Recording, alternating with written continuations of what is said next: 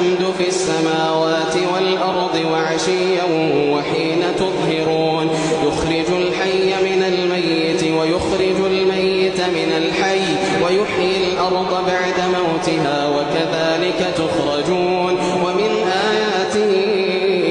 أن خلقكم من تراب ثم إذا أنتم بشر